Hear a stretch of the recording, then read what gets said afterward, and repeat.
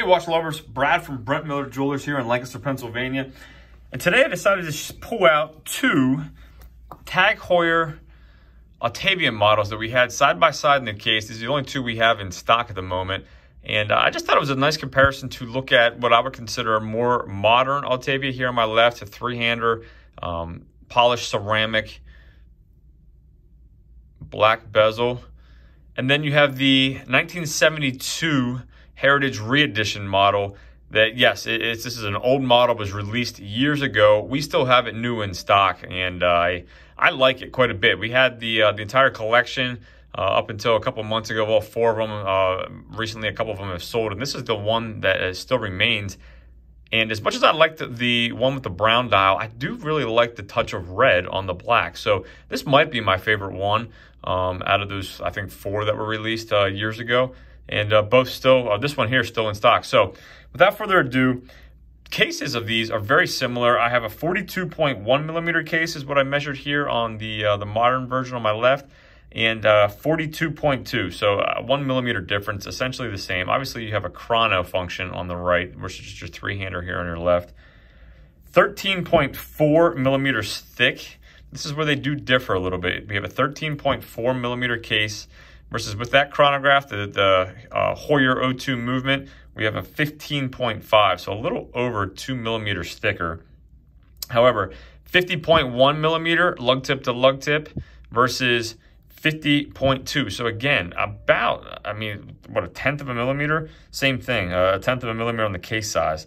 Both of them 21 millimeter lug widths. Both of them 100 meters water resistant. We're using a Calibre 5, Tags Calibre 5 here on my left versus the Heuer in-house O2 movement on my right, which is going to obviously account for some of the cost difference. So this one here on my left retails at $33.50. We have a solid stainless steel case back, although I do like the logo on the case back.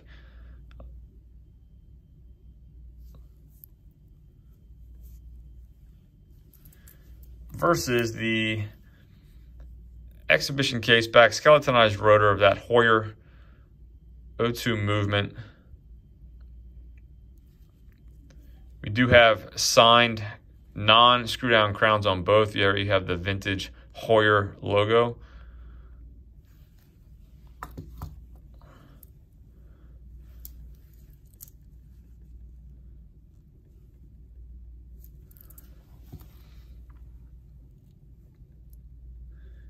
So you have an aluminum bezel on the vintage-inspired re-edition versus the, again, I think I mentioned it before, the polished ceramic bezel on the new one, or newer model.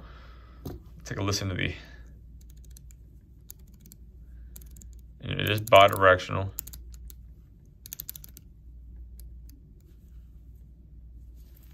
I do really like the, I'm going to call it like a smoked gray.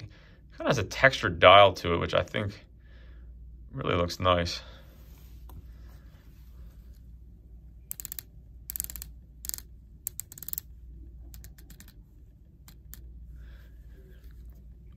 $30-minute sub-dial counter at 3 o'clock, 12-hour counter at 9 o'clock. There is no constant running seconds hand. So we'll take a look at the chrono.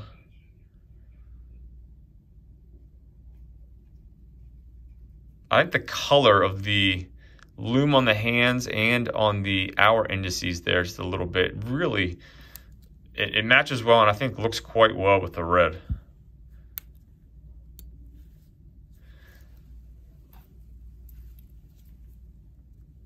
Again, similar case sizes other than the case thickness. Really, I mean, it's about the same. I'll throw these both on wrist. Again, I have a 6 3/4 inch wrist.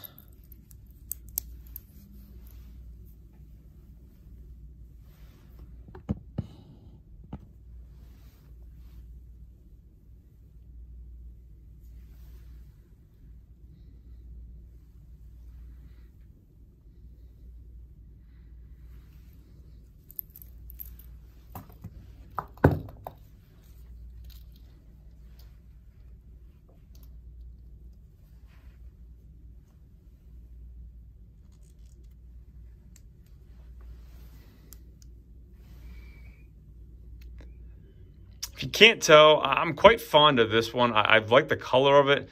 Again, maybe it's just I like vintage watches in general. The case is a little bit thick, but it does not feel top heavy to me at all. I like the movement. And of the two, this would be my pick. Let me hit the lights quick.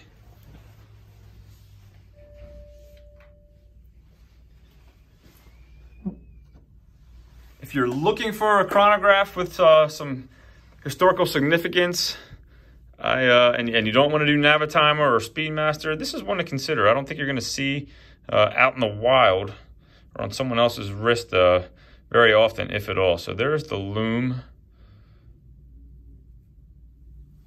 And on the, I think it's safe to say that the lume, if I can get the focus here, is not much of a contest. Definitely better lume on the new one, but that is to be expected, I think. So, as always, thank you for viewing. If there's anything I can do for you, email me, brad@brentlmiller.com, and I'll see you in the next video.